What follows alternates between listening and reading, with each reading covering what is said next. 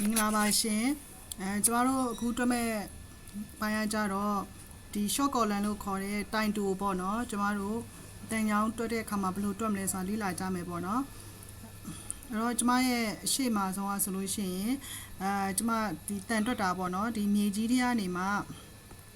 ရှိတဲ့ဒီ column ရဲ့ footy ပေါ့နော်ဒီ column footy မှာသုံးတယ်ဒီတန်စကားအတွက်တန်ချောင်းကိုလည်းကျွန်မတွက်ခဲ့ပြီးပေါ့နော်အဲ့တော့အရှိဗီဒီယိုလေးလည်းကြည့်ပေးပါလို့ကျွန်မမေတ္တာရက်ခံပါတယ်ပေါ့နော်အခုကျွန်မကြတော့အဲ့ဒီ column footy ရဲ့ကိုတန်စကားတွက်ပြီးတဲ့အခါမှာအပေါ်ကိုတက်လာမယ်တိုင်တူပေါ့နော်တိုင်တူကျွန်မတို့ဘယ်လိုတွက်မလဲ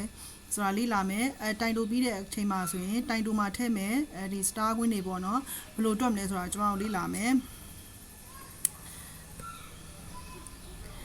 အဲ့တော့ကျွန်မတို့အရင်ဆုံးနော်ဒီတိုင်ရဲ့ site ဘယ်လောက်လဲဆိုတာအရင်လေ့လာရမယ်เนาะဒီဘက်မှာ column ရှစ်ကျူးကျွန်မထည့်ပေးထားတယ်ဒီမှာ column မှာဆိုလို့ရှိရင် footy ကနေမှသူကဒီမှာနှစ်ပိုင်းခွဲပေးထားတယ်ပေါ့နော် footy ကနေမှ plane level အထိเนาะ plane level အထိကသူက column ပတ်လေတိုင် site ဖြစ်မယ်အမှ main steer ကြတော့14မီလီမီတာရှိတယ်တန်ချောင်းကိုကျွန်တော်တို့၄ချောင်းထည့်ထားတယ်ဒီမှာအနီရောင်လေးနဲ့ပြထားတယ်ချက်ကြည့်မယ်ဆိုရင်နော်ပြီးလို့ရှိရင်တိုင်းဆိုတာကြတော့ star ကွင်းကိုပြောတာ column မှာဆိုရင်သူ့ကိုတိုင်းပါလို့ခေါ်တယ်ပေါ့နော်တခြားဘင်းတို့plane ဘင်း root ဘင်းတွေမှာဆိုရင်တော့သူ့ကို star ကွင်းလို့ခေါ်တယ် star red လို့ခေါ်တယ်column မှာဆိုတော့ကျမတို့တိုင်းကွင်းလို့ခေါ်တယ်ပေါ့နော် star ကွင်းကိုတကွင်းနဲ့တကွင်းချင်းစီပဲသွားမယ်star ကွင်းရဲ့တန်လုံး size က 6.5 mm diameter ရှိမယ် star ကွင်းတွေတစ်ခုတစ်ခုကြားကွာဝေးက6လက်မစင်တာလူစင်တာဒီ6လက်မစီချပြီးတော့ထည့်သွားမယ်ပေါ့နော်နောက်တစ်ခုကကြတော့ plane level ကနေမှ root level ခေါင်မိုးအထိပေါ့ဒါကတော့ကျမတစ်ချက်တိုက်မှုလို့first floor တွေပါမပါတော့ဘူးပေါ့နော်ဒီမှာကြတော့ plane level ကနေ root အထိကလည်းပဲ6လက်မပတ်လဲတိုင်ဖြစ်မယ်နော်ပြီးလို့ရှိရင်သူသုံးမဲ့တန်ချောင်းကလည်းပဲ14မီလီမီတာတန်ချောင်းကို၄တုံးသုံးမယ်ဒီမှာအနီနဲ့ပြထားတဲ့အတိုင်းပဲเนาะတိုင်းမကလည်းပဲတခွင်းနဲ့ချီမယ်နော် 6.5 မီလီမီတာရှိမယ်ဒါမီတာကနောက်သူ့ရဲ့အကွာဝေးကကြတော့တစ်ချောင်းတစ်ချောင်းကို6လက်မစီခွာပြီးတော့ခြီသွားမယ်လို့ရေးထားတယ်ဆိုတော့ဒီ footy ကနေမှ plane level ရဲ့ plane level ကနေ root level ခေါင်မိုး level အထိကအတူတူပဲလို့ဒီမှာသတ်မှတ်လို့ရတယ်ပေါ့နော်တချို့ဒီအထက်မြင့်သွားရင်တော့ဒါတန်ချောင်းတွေကတန်ချောင်းသုံးတဲ့ site တွေကွာဟချက်ရှိတယ် column site တွေလည်းကွာဟချက်ရှိတာမဟုတ်ကျမတို့ကဒီ column ရှစ်ကျူးဆိုတဲ့ဟာကိုဖတ်ဖို့လိုတယ်ပေါ့နော်အဲ့ဒီမှာနောက်ထပ်သိရမှာတစ်ခုရှိသေးတယ်เนาะနောက်ထပ်သိရမှာကကျမတို့ကအခုတိုင်တိုချီမယ်ဆိုတဲ့အခါကျတော့ကျမတို့ကဒီမှာဘဲချစ်တော့ဆိုတာလေးပါမယ်เนาะဘဲချစ်တော့ပါမယ်เนาะဘဲချစ်တော့ဒီချစ်တော့လေးချိုးတာပါမယ်ဒီမှာ hook ကွေးတဲ့အပိုင်းလေးပါမယ်เนาะဘဲချစ်တော့ကိုဘယ်လောက်ထည့်တွက်မလဲဆိုရင်ကျမတို့ကဒီမှာเนาะ6လက်မနဲ့ထည့်တွက်မယ်เนาะပြီးလို့ရှိရင်ဒီမှာရှိတဲ့ဒီမှာရှိတဲ့ဒီ hook အကွေးလေးရကြတော့ဒီကျမတို့ရဲ့ဆောက်လုပ်ရေးဆောင်းမှာဒီမှာအရှိပိုင်းတွေကပြောခဲ့ပြီးသားပေါ့နော်သူကဒီမှာ180ဖြစ်တယ်ဒီ hook ကွေးမယ်ဆိုလို့ရှိရင်သူက19ထိပေါင်းမယ်သူကဘယ်လောက်လဲဆိုတော့နှစ်ဖက်စာပေါ့ဒီလိုနှစ်ဖက်စာအခုကဒီမှာကြတော့ဘဲချတော့မှာကကြတော့တစ်ဖက်ပဲပါတဲ့ခါမလို့19ထိရဲ့တဝက်ဆိုတော့နော်8လက်မဆို8ခွဲပေါ့နော်8ခွဲဒီပေါင်းပြရမယ်နော်အကယ်လို့ဒီအကွေးလေးကကျမတို့ကဒီ135ကွေးဖြစ်ခဲ့မယ်ဆိုတော့14ဒီနဲ့တွက်မယ်7ဒီပေါ့တဝက်စာဆိုရင်နော်ပြီးရင်90နဲ့သွားမယ်ဆိုရင်တော့9ဒီတဝက်ဆိုရင်4ခွဲဒီနဲ့တွက်ပေးမယ်45နဲ့ဆိုလို့ရှိရင်တော့2ဒီ1ဒီနဲ့တွက်ပေးမယ်တဝက်စာဆိုရင်ဒါပေမဲ့ကျမတို့ကဒီလို45တွေ90တွေ135တွေကိုတွက်လို့မရှိဘူးပေါ့နော်ဒီမှာဆိုရင်သုံးတာက180ခွေးပဲသုံးလေးရှိတယ်သူကကုတ်အားကောင်းအောင်လို့ထည့်သုံးတာဖြစ်တာမဟုတ်လို့180ခွေးနဲ့ပဲကွေးလေးရှိတယ်အဲ့တော့သူ့အတွက်ကိုဘယ်လောက်ထည့်ပေါင်းမလဲဆိုတော့80ထည့်ပေါင်းမယ်နော်ပြီးရင်နောက်တစ်ခုသိရမှာကြတော့ဒီမှာဆိုရင်အပေါ်ကလာတဲ့တိုင်နဲ့ဒီအောက်က short column တိုင်တိုနဲ့ကိုကျမတို့ဆက်တဲ့အခါမှာလက်ပီပေါ့နော်သူ့ရဲ့အဆက်ထပ်ဖို့အတွက်ကရှိတယ်အဲ့ဒါဘယ်လောက်ထည့်ပေါင်းပေးရမှာလဲဆိုတော့40ဒီထည့်ပေါင်းပေးရမယ်နော်ဒီဟာလေးကိုသိရမယ်40ဒီကနော်အဲ့တော့ကျမတို့ဒီသူ့ရဲ့ပုံပြန်သွားမယ်ပြန်သွားတဲ့အခါမှာဆိုလို့ရှိရင်သူ့တိုင်တိုကဘယ်ထိရှိရလဲဆိုတော့ဒီမှာနော်ကျမတို့အနီနဲ့ဒီမှာပြထားတယ်ဒီထိရှိတယ်ပေါ့နော်ဒီမှာဒီထိကိုလက်ပြီးထက်တယ်အဲ့တော့သူပေးထားတာကမြေကြီးဒါကမြေကြီးနော်အဲ့မြေကြီးရဲ့ sorry ဒီမှာမြေကြီးကဒီမှာနော်မြေကြီးကဒီမှာအဲ့မြေကြီးကနေမှသူကဒီအောက်ကိုဒီ footy ရဲ့အောက်ကို3ပေ6လက်မထည့်ထားတယ်เนาะအဲ့တော့ကျမတို့ဘယ်လောက်ပြန်နှုတ်ပေးရမလဲဆိုတော့เนาะဒီမှာ ကြောက်ချထားတာက6လက်မှ3လက်မှဆိုတော့ minus 6လက်မှပြန်နှုတ်ပေးရမယ်နော် minus 6လက်မှပြန်နှုတ်ဘယ်ထိရောက်ဆိုဒီထိရောက်လာမယ်6လက်မှနှုတ်တော့ဒီအခုကျွန်မပြထားတဲ့အစိမ်းရောင်လေးကကျွန်မဘယ်လောက်ဖြစ်သွားမလဲဆိုတော့3ပေ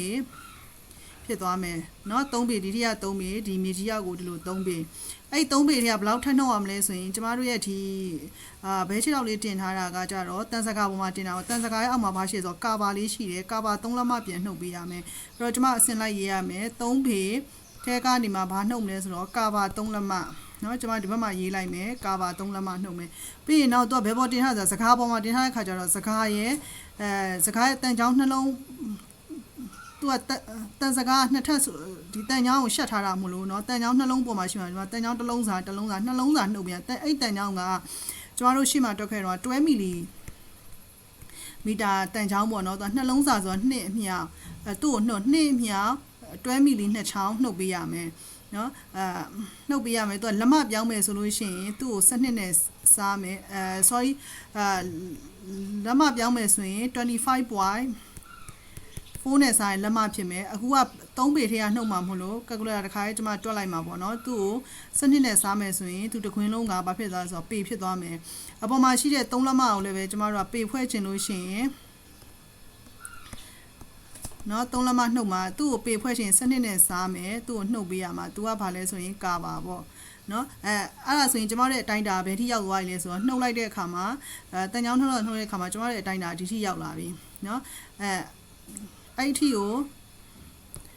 ကျမတို့အခုကတွက်ပြီးသွားပြီပေါ့နော်ဒီကနေဒီမြေကြီး level အထိကိုအခုနှုတ်တဲ့အထိတွက်လိုက်တယ်တွက်ပြီးဘယ်လောက်ထပ်ပေါင်းမလဲဆိုတော့ဒီမြေကြီးရဲ့အပေါ်ဒီ print level အထိရောက်ဖို့အတွက်ကို print level ကဘာလောက်လဲဆိုတော့တပေနဲ့6လက်မအဲ့တော့ဒီမှာကျမတို့ဘယ်လောက်ထပ်ပေါင်းဆိုတော့တပေနဲ့6လက်မထပ်ပေါင်းမယ်နော်တပေနဲ့6လက်မကိုကျမတို့ကပေဖွဲ့တယ်ဆိုလို့ရှိရင်1.5ပေပေါ့နော်ကျမတခါတည်းတွက်လိုက်မယ်1.5ပေပေါ့အဲ့ဒါပြီးရင်ကျမတို့အပေါ်နဲ့ထပ်ပြီးတော့ဒီမှာလက်ပီထပ်မှာမဟုတ်လို့ဘယ်လောက်ထပ်ရမလဲဆိုတော့ဒီမှာဆိုလို့ရှိရင်သူ40ခါနဲ့တွက်ပေးရမှာ 40D ပေါ့နော် 40D မှာနဲ့တွက်ပေးမယ်အပေါင်း 40D နော်ဒါမီတာကျတော့တန်ချောင်းက14မီလီတန်ချောင်းမလို့ကျမတို့14မီလီမီတာထည့်မယ်သူ့ကိုလက်မဖွဲ့မယ်ဆိုရင် 25.4 နဲ့စားအခုကပေတွက်ချင်တာမဟုတ်လို့ကျမတို့ကတွဲနဲ့ထပ်စားရင်သူကပေထွက်လာလိမ့်မယ်နော်အဲ့ဒါဆိုရင်ကျမတို့ရဲ့အခုအတိုင်းတာပဲထိရောက်သွားပြီလေဆိုကျမဒီမှာပန်းရောင်လေးနဲ့ချစ်ပြမယ်ဒီအပေါ်ကနေမှာဒီပလင်းကောင်းချိုးတဲ့ဒီမှာပေါ့နော်ပလင်းကောင်းချိုးပြီးတော့အပေါ်မှာလက်ပြီးထက်တဲ့ကနေမှာအခုဒီထိရောက်သွားပြီနော်အရှိဖြောက်ပဲရှိတယ်ကျမတို့ဘာထပ်ပေါင်းလဲဆိုတော့ဘဲချစ်တောက်လေးကိုထပ်ပေါင်းမယ်ဒီဘက်ကဘဲချစ်တောက်လေးကိုနော်ကျမတို့မှာအဝါလေးနဲ့ဘဲချစ်တောက်လေးထပ်ပေါင်းမယ်ဘဲချစ်တောက်လေးကိုဘယ်လောက်ထပ်ပေါင်းမလဲဆိုရင်ကျမတို့ခုနကတော့ပြောခဲ့တယ်6လက်မပေါင်းမယ်နော်ဘဲချစ်တောက်ကစဉ်းစားမှာကျတော့ဘဲချစ်တောက်ကဘယ်လောက်ပေါင်းအောင်လဲပေါ့နော်ကျမတို့ကဒီဘက်အပြင်ဘက်ကိုဒီလိုချော်မထွက်သွားရင်ရပြီเนาะဒါကသတ်မှတ်ချက်အဲ့လောက်မရှိဘူးပြီးလို့ရှိရင်เนาะပြီးလို့ရှိရင်ဒီမှာဟုတ်အကွေးလေးရှိတယ်ဒီမှာအကွေးလေးထပ်ပေါင်းပြရမယ်အကွေးလေးကဘယ်လောက်လဲဆိုတော့เนาะ8ခွဲ D ဒါမီတာအခုသုံးတဲ့တန်ကြောင်14မီလီမို့လို့14မီလီမီတာအစားလက်မပြောင်းခြင်း25.4အမြောက်12เนาะအဲ့ဒါဆိုရင်ပေထွက်လာလိမ့်မယ်အဲ့တော့ဒီ6လက်မကိုလည်းပေပြောင်းရင်သူ့ကို12နဲ့စားရင်သူကဘာထွက်မလဲဆိုတော့ပေထွက်မယ်အဲ့တော့ကျမတို့ဒီကဏ္ဍတွေအကုန်လုံးတွက်လာလိုက်မယ်ဆိုလို့ရှိရင်အခုကျမတို့တိုင်တိုရဲ့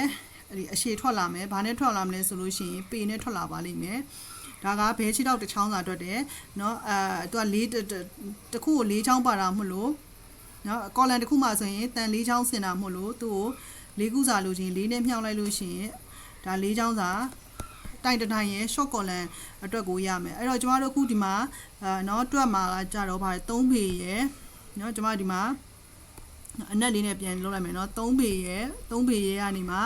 ကာဘာနှုတ်မယ်ပြီးလို့ရှိရင်တန်ချောင်းနှလုံးစာနှုတ်မယ်ပြီးရင်ဒီ1.5ကကြတော့အပေါ်က plane level ရဲ့အမြင့်က1.5 40ကကြတော့ဒီအဆက်ရဲ့ဟာကိုပေါင်းမယ်เนาะအထက်ပေါ့เนาะဒီလက်ပီပေါ့ပလင်းကောင်းချွဲနေရာကိုပေါင်းမယ်ပြီးလို့ဒါကကြတော့ဘဲချတော့ကွေးမဲ့နေရာပြီးရင်ဒီ8ခွဲကကြတော့ကျမတို့ဟုတ်ကွေးမဲ့နေရာလေးကိုထပ်ပေါင်းလိုက်တွက်လိုက်မယ်ဆိုရင်ဒါဘဲချတော့တစ်ချောင်းစာဒီပေါ့เนาะဒီ short column တိုင်တိုတစ်ခုရဲ့ဒီအရှည်ထွက်လာမယ်เนาะအဲ့ဒါလေးကိုကျမတို့ calculator ဒါနှိပ်ကြည့်လိုက်ပေါ့เนาะကိုကအဲ့တော့ကျမရဲ့နောက်ထပ်ဒီမှာဆိုလို့ရှိရင် ဒီ star win ဘယ်လိုတွက်မလဲဆိုတာလည်းတွက်မယ်အဲအကြောင်းနောက်ထပ်ဗီဒီယိုလေးကိုသိရဖို့အတွက်ဆိုရင်ကျမရဲ့ channel လေးကို subscribe လုပ်ထားဖို့မမေ့ပါနဲ့နော်